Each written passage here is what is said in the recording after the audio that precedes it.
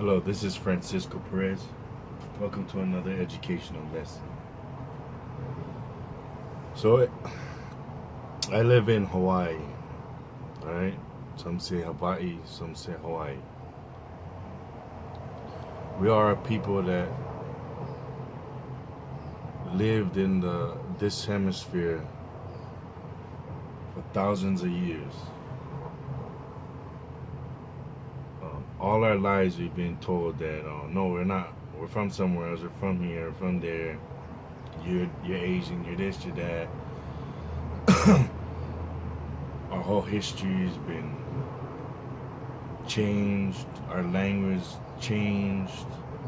Our culture suppressed, marginalized, not able to speak our language. For imprisonment may occur. Our fathers, if they did anything to the colonizers, the missionaries and the sugar barons, they were kicked out of Hawaii. So a lot of women raised for single families because of this. And in ancient time, and they destroyed our temples and pyramids. They destroyed our temples and pyramids, told us we never had anything, said we're just savages. Every year they continually take writings of Hawaii by Hawaiians or foreigners, and they destroy it or hide it. When I was young, there's plenty videos out about Hawaiian protests and old Hawaiian things, educational lessons, historical lessons, cultural lessons. Now it's very hard to find any of those. It's hard to find old videos or pictures of Hawaii. So a lot of these things have happened to us and limit our scope of what history is. So right now we're coming back into the knowledge and we're trying to seek the information and live better. So in this day and age, we're realizing all the things that these colonizers have done to us and still do to us. So one big thing in Hawaii is burial desecration, okay? And especially in Maui, but every island. And the one big topic today is our sand dunes. See, Hawaii is a very special place, and it has all the different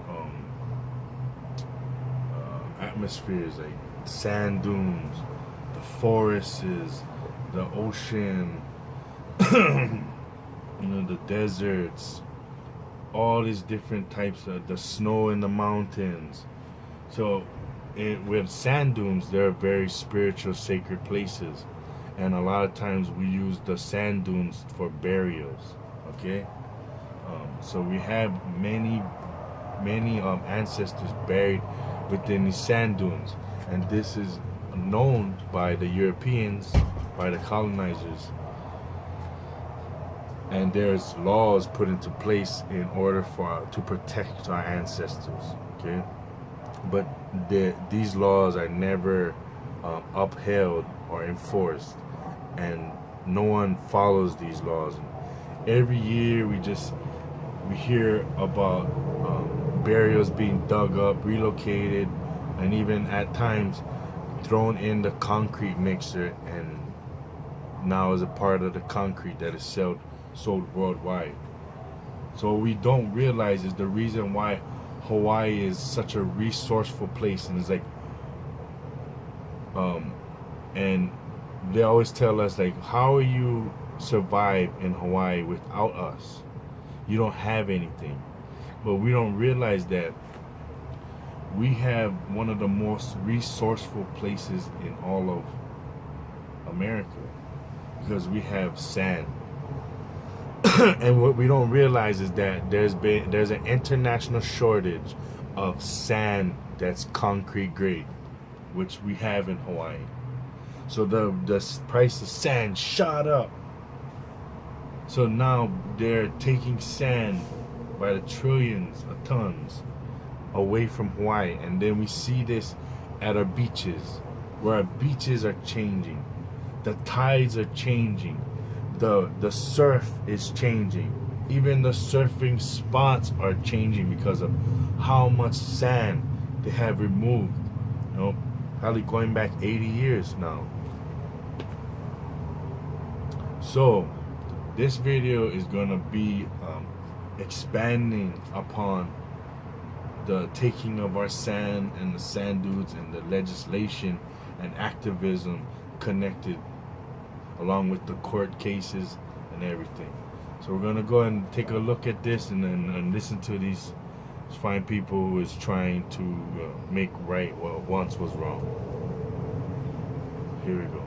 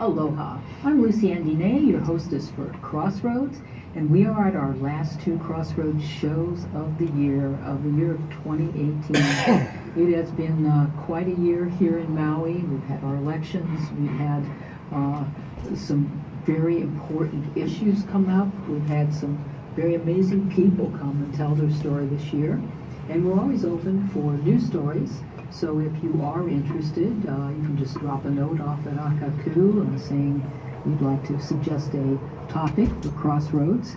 I'd like to take a moment before I introduce my guests to reflect. This show started 8 years ago, beginning the ninth year in 2019, and it was a continuation of a show that had been going on for about 10 years before that. It's, I think, the longest running show on Akaku, although there have been different producers. But my very first producer was a wonderful gentleman named Calvin Cuomo. And unfortunately, we just lost Calvin in the last few days. And he is leaving a big gap in the Akaku family. He really helped me in my first year of bringing the show from an idea into a bi-weekly or bi-monthly reality, and he shared so much aloha and know-how and kindness as he did so. So mahalo, Brother Calvin. Wherever you are, you'll always be part of our show. And I would like to move forward and introduce, I have three very well-informed guests today with kind of some breaking news here on Maui. So before you read it in the Maui News, you're gonna hear about it right here on Crossroads. Starting with my left, where's our wide shot? We welcome back Noelani Ahia, and Noelani, you were on, I think, was it earlier this year or maybe last year? I think it was earlier this year. Yeah, much earlier this year. Mm-hmm. But welcome back, and you, of course, have been very involved in issues having to do with the sand mining in Maui, the disruption of the burial areas, and enforcing our laws. On my right, another longtime guest, Clara Pana, and these two ladies are part of the ohana of an organization called Malama Kakanilua, which exists in the hearts and minds of many. Really, you don't have a lot of official structure for Malama Kakanilua, right? You have a Facebook page or something. Facebook page, and we have a lot of events and activities. A lot of educational sort of things. In which people come to Malama and support the activity. And so the name says it. Yes. Yes. Malama Kakanilua. Well, we'll talk a little bit more about how this whole thing came together. But our third guest is your hardworking attorney, Lance Collins. And Lance, I don't know if we've ever had you as a guest before, but really looking forward to what you have to say on this very, very important court case that has just gone into a settlement phase. And I guess we're free to discuss as much as we can about it. You'll tell us when we can't. Yes, definitely. Well, thank you very much for having me. I've been a long-time viewer, so it's a pleasure to be back at Akaku after all these years, and also to participate in Crossroads. Yeah, be on the other side of the table. So to start out, I'd like to ask how each of you got involved in this. I'm going to start with Claire, because I know you've been at this for a while, because I think it's important for folks at home to understand why it is that people take a lot of their time to worry about what happens in developments where they're bulldozing sand dunes.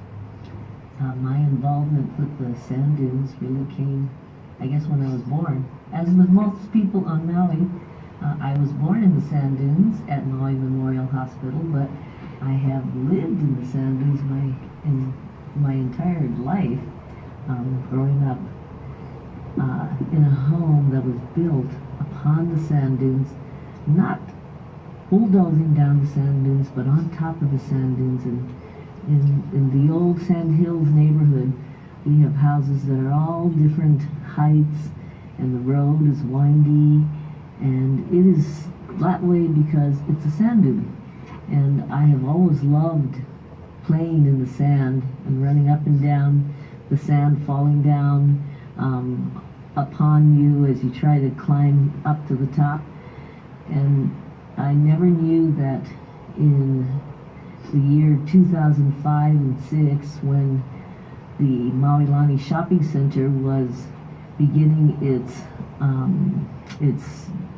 all its various stages of becoming a shopping center.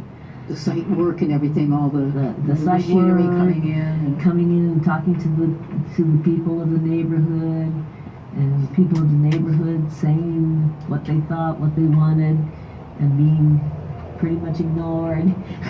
And so I never thought that I would ever be involved in anything like this, but when I read the first, my very first project description, it showed that there were 5 burials in this area, and I said, how can they build a shopping center there?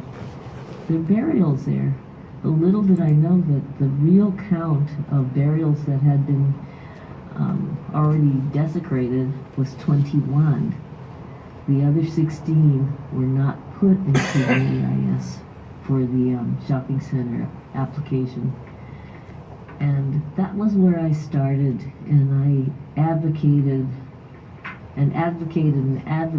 for them to be respectful of the burials and to do things differently so they would not find the burials in pieces to deaf ears. And I have to say that I knew that they were going to start sand mining, and I tried very hard to get them to not do it. And in the planning commission, they made this one provision that said that area 6 inches at a time. And I spent the next year and a half, I think I called Lance once and said, Lance, you have to stop them. You have to stop them. Look at what they're doing. They're taking all this sand. They have trucks and trucks and trucks coming out taking the sand. And the sand is the burial area. They're supposed to be 6 inches at a time so they don't intrude on the burials. And he must have thought I was really crazy. I probably made him quite sad because I was really quite frantic. And I tried with SHPD. That's the State Historic State Historic Preservation Department. Mm-hmm. I complained to them. I complained to ANCUA of the Planning Department. And they pretty much said, they have a permit. it's okay. Yeah, right. It's okay, but I said, but it says 6 inches at a time, and they're sand mining, and So what's your observation that no one was there to make sure that it only went down 6 inches at a time? It was just kind of an empty promise? it was a very empty promise. And every time I walked by there, because I lived a block away, every time I walked by the project site, This is the Safeway site. the work would stop and everybody would kind of go on break. And so I knew that not only were they not going 6 inches at a time, they were not watching what they were doing. And if you ever have a chance to look at the video of Pono Ke Aloha and Safeway, Maui, you'll see that the trucks, the double trucks, were lined up so that they left like every 6 minutes a new truck left loaded with sand. So I want to switch over Okay. to Noelani. Now, Yes. Noelani, you came into this at a little bit different phase, yes? Absolutely. I've only been involved for about a year and a half, which is really nothing compared to folks like Auntie Claire and Uncle Kaniloa and Auntie Johanna and Auntie Annette Hugh, who have been at this for 10 plus years. And I have so much respect for you folks. Mahalo for hanging in there all these years. I know it's been really difficult and hard to watch desecration happen. But for me, in all honesty, I have to say that I got involved because my kupuna called me to it. And, you know, in Kanaka Maoli tradition, we have what's called na'au, which is like, we could call it a gut feeling, but it's really like a sense of knowing that maybe doesn't have language, but it's clear. And my kupuna had been calling me for a long time. I'm a diaspora Hawaiian. I grew up in California and lived in New York for 11 years, and then my kupuna called me home. So I've been on a journey to discover why and what it is that they need me to do, or why it is they wanted me back here. And I went to one of the vigils that Malama Kakanilo was having. I think it was maybe February or March of 2017. And I just was barely learning what was going on. I really didn't know. And shortly after that, they were going to hold signs after a particular incident where Maui Lani was taking out a lot of sand. And so the group decided to hold signs. And it's just something inside of me and my na'au said, you have to go, you have to go. So I went.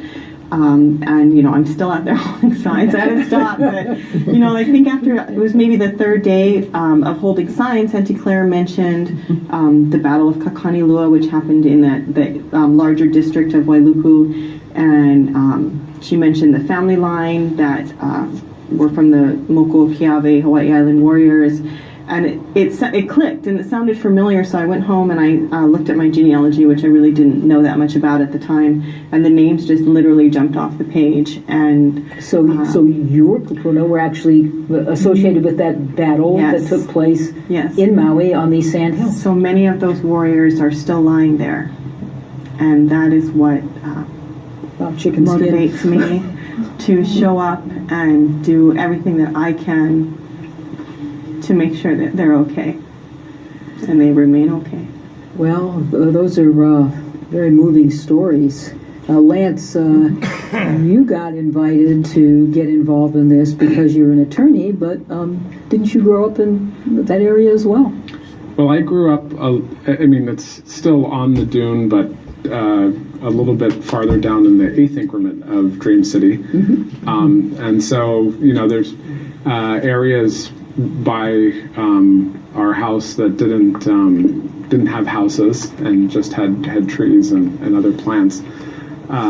And basically those were mostly off limits, especially at nighttime. But for sure at nighttime. But because of the stories about burials and because of spirits. the stories about, well, I don't think it ever got down to the detail of burials. It was just more of that it was. You better do. It was an active. It was an active place where you shouldn't be. So, you know, for the most part, you know, people would stay away. I think maybe on the edges, maybe people would park their car late at night with their, you know, EPO. But I think beyond that, most people didn't really go into the off-limit place, unless they worked maybe for the sugar company or something like that, and they had some official reason to be there. As far as I knew growing up, that was just something people just stayed out of there. And what did you think when you were first contacted by Claire? How long had you been practicing as an attorney when you first got involved in these kinds of issues? Well, you know, it's interesting. My first involvement with Maui Lani actually had to do with some of Claire's neighbors and also Annette Hugh. And that wasn't the removal of sand, but it was the burying of ravines. Oh, that's right. Yeah, with mill Palama mud. Drive. Palama Drive and also Nakoa Drive. And so that was actually that was the first call of the land at Maui Lani. And that's what that path ended up leading me to the path that Claire was on. And we're going to talk a little bit about what's just, happened. I think when we had Claire and Noelani on earlier, they were you guys were all making history because you'd gotten an injunction where a judge said, you can't really kind of do this business as usual, knocking down these sand dunes and no monitors, and, we got to look at this. I'm not going to dismiss this case. There's something going on here, and granted an injunction, and all of a sudden it was like, oh, wow, Maui Lani, injunction. And so today we're going to talk about what happened, fast forward, and there's been a settlement agreement with Maui Lani and Malama Kakanilua, and you were part of that process, I guess. Yes. Okay. Yes. Well, first, I'd like to get to our slide and our first video, if we can, for our crew to play, because a picture is worth 1,000 words, and although people probably drive by some part of Maui Lani, if they go through central Maui, folks may not actually know what part of Maui Lani this has all been centering on. So can we have our number one slide, please? Claire, do you want to speak to this slide? This is one of our very active members. This is Victoria Kaluna Palafox, and she is embodying really what it is as we look up the mountain and we see the burials at the very top there, and all the sand, the plants, the trees that have been removed, and the burials that have been desecrated and disturbed. And so this is Maui Lani, and this is Maui Lani Phase 9. Phase 9. Right where the case was. This is the heart of it. And if you can look at it and try to feel what this is for us, it's very real and very much alive for us.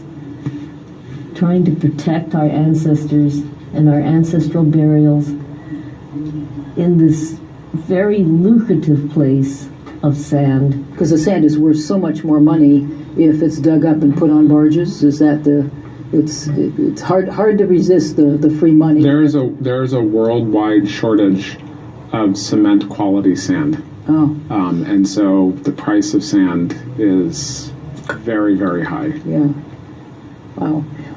Can we go to the video, the first video, because that gives us a little bit more of an overview. How would you describe Increment 9? It's kind of behind Waiale Drive, right? It's if you there's a reservoir behind the prison and the Waiale Drive. As you see in this movie, in this video, Waiale Reservoir is right next to the prison, right behind it. And on the other side of the reservoir is Phase 9. That it said that the warriors would live forever, no. They've gone, and they're only living in the legends now. You can hear. So this is taken this year, earlier, or last year? 2017. So this was a natural dune area that has been mined and mined.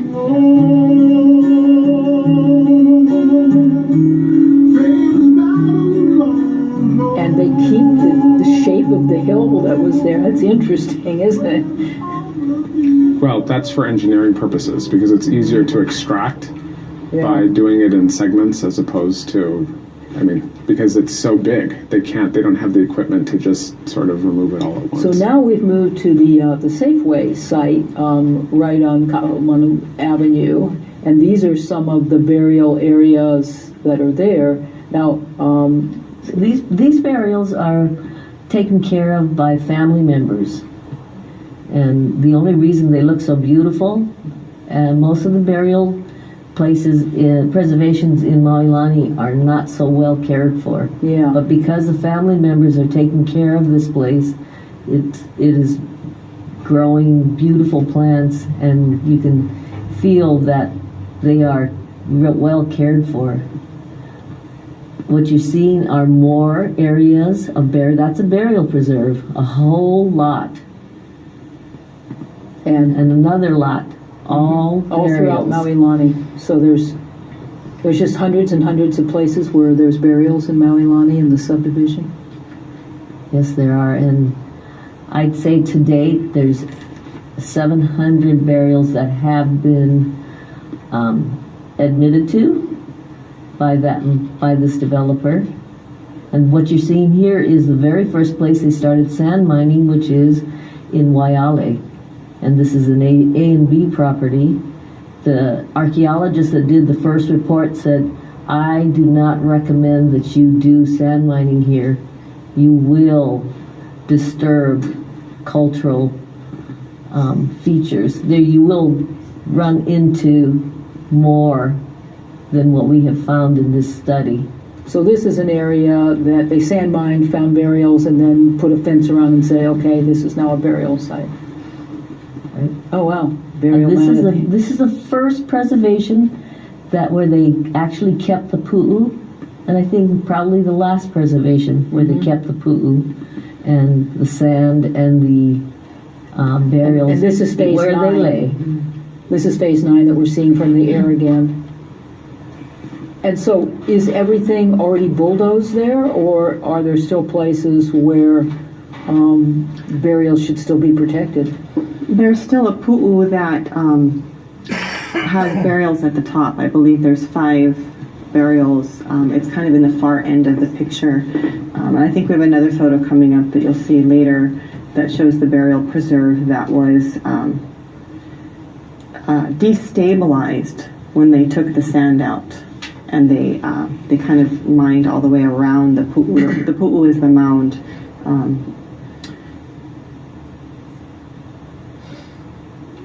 That was a kind of a chart on how many barges of sand had been shipped to Oahu.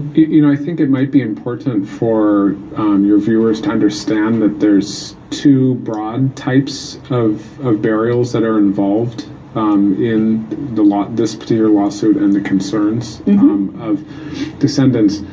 And so one is I think the burials that a lot of people understand, which is where the bones have been prepared and placed into the ground, with the specific intention of putting them into the ground. And this was in traditional times. This was hundreds of years ago. That's right, or more recent than hundreds of years ago, but but yes, spanning a long period of time. And then there are the burials that are specifically connected to the Battle of Kakanilua, and those warriors who died in that battle. There was a kapu on their bodies being prepared and interred in the ground, and so they were left above ground. And so in many of these areas, that occurred 200 years ago, the bones, the sun hits the bone, bleaches it, and goes through this quicker process of degradation. And so in many parts where the battle occurred and where these folks died, those are the burials. So be it's more fragments fragments and dust in the sand itself. And so, and it's not necessarily just the top layer. The sand dune has its own natural movements and stuff. And so, in addition to the intact burials, there's also the issue of the Kakanilua warriors whose burial was at the time on top of the ground and basically have become one with the sand in the burials. And so there's two broad types of burials that are a major concern here in the Maui-Lani area. And I think some people, when you say burials, they only think of the one where the bones have been prepared and intentionally placed in the ground. Right. Thank you for clarifying that. That is, part of understanding, because in the Western culture, there's usually places that were prepared for people to be buried, whether it was on your family's land or whether it was a community churchyard or a community cemetery. But for indigenous people, that place was usually a natural place, and oftentimes there weren't like a lot of ceremonial markers or other things to say, hey, look, this is where the burials are. And yet, very much there was always the respect accorded to those places, even if they weren't like elaborately marked. So and sometimes burials are also hidden. Hidden for a reason. Yeah, and some were really hidden. Yeah. So, as part of this case, what was the case about?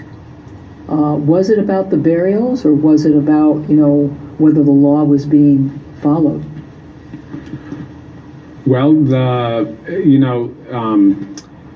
I think, and maybe your viewers are skeptical or cynical about government, but in order for somebody to, like the developer in this case, to start doing things with the land, there's all sorts of approvals that have to be obtained. Right. And one of the things